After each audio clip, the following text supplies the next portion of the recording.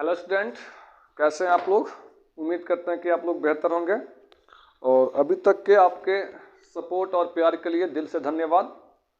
और आप लोगों से उम्मीद है कि आगे भी हमें ऐसे सपोर्ट और प्यार करते रहेंगे और मैं वादा करता हूं कि हमेशा आप लोगों के लिए अच्छे अच्छे टॉपिक्स और अच्छे अच्छे वीडियो लेकर के आते रहूँगा। ठीक, तो आज हम लोग पढ़ने वाले हैं एग्जाम दृष्टिकोण से दो महत्वपूर्ण टॉपिक के बारे में। सबसे पहला टॉपिक कि अवतल दर्पण और उत्तल दर्पण में क्या अंतर है। दूसरा टॉपिक कि किरण आरेख की बनावट। तो पहला जो हम लोग जाने हैं कि अवतल दर्पण और उत्तल दर्पण में क्या अंतर है, ये अपने आप में एक महत्वपूर्ण सवाल तो है ही।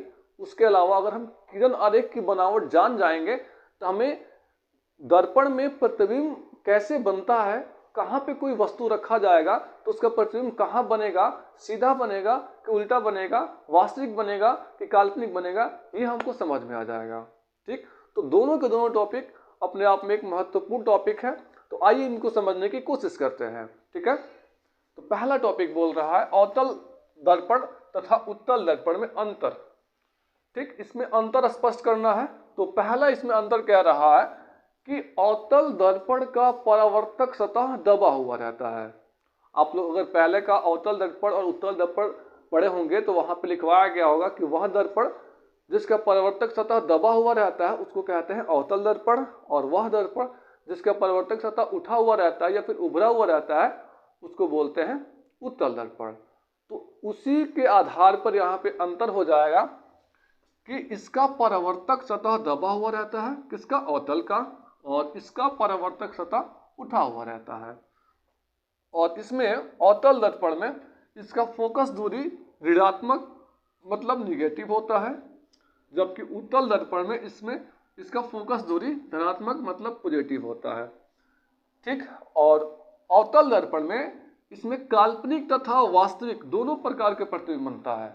अवतल दर्पण में काल्पनिक तथा वास्तविक दोनों प्रकार के प्रतिबिंब बनता है, जबकि उत्तल दर्पण में केवल काल्पनिक प्रतिबिंब बनता है। ठीक है, उत्तल दर्पण में केवल काल्पनिक प्रतिबिंब बनता है और अवतल दर्पण में सीधा और उल्टा दोनों प्रकार के प्रतिबिंब बनता है, जबकि उत्तल दर्पण में केवल और केवल सीधा प्रतिबिंब बनता है। तो ये रहा उत्तल और अवतल में अंतर।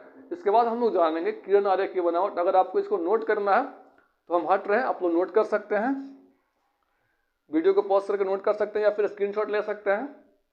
ठीक,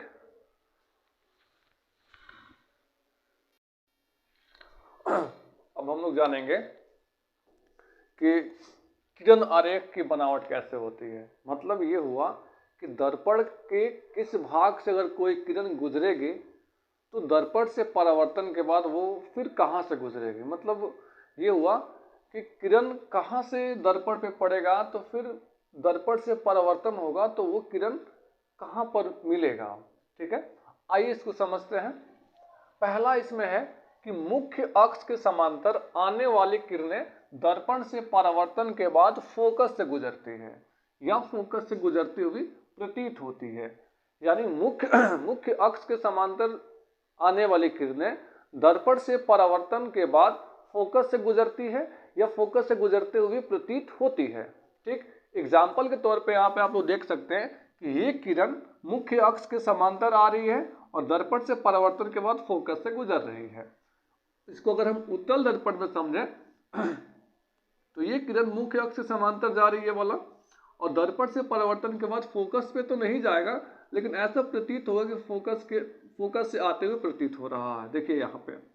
ठीक, तो ये रहा कि मुख्य अक्ष से समांतर आने वाली किरणें दर्पण से परावर्तन के बाद या तो फोकस से होकर गुजरती है या फोकस से आती हुई प्रतीत होती है। ठीक, दूसरा देखिए, फोकस से होकर गुजरने वाली किरणें दर्पण से परावर्तन के बाद मुख्य अक्ष के समांतर हो जाती है। यानी फोकस से होकर गुजरने वाली किरणें दर्पण से परिवर्तन के बाद मुख्य अक्ष के समांतर हो जाती है।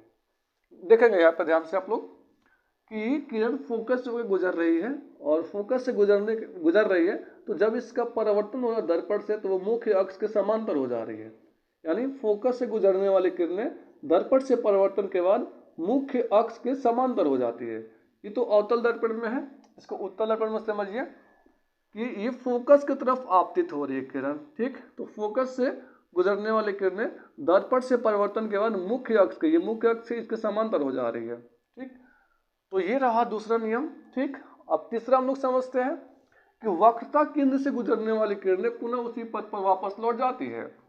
ये रहा आपका वक्रता केंद्र, और वक्रता केंद्र से अगर कोई किरण गुजरती है तो फिर से उसी पथ पर वापस लौट जाती है। ठीक, यहाँ पे देखिए आप लोग कि ये किरण जा रही है वक्रता केंद्र पर, और वक्रता केंद्र पर जाने के बाद वो क्या रहा, उसी पथ पर वो वापस लौट जा रही है। ठीक है, तो यहाँ तक आप लोग नोट कर लें। इसके बाद में हम एक और है क्या उसको समझ लेते हैं। ठीक, अब ये लास्ट चौथा नंबर हम लोग देख रहे हैं कि ध्रुव पर आपतित किरणें मुख्य अक्ष को अभिलंब बनाकर परावर्तन के नियम का पालन करते हुए निकल जाती है। यानी अगर कोई किरण ध्रुव पर पड़ती ही, ध्रुव है, इसको पी से डिनोट करते हैं, ये दर्पण का ध्रुव होता है। और ध्रुव आप लोगों को पता है क्या होता है कि ध्रुव क्या होता है, तो दर्पण के मध्य भाग को ध्रुव कहते हैं, इसको पी से डिनोट करते हैं।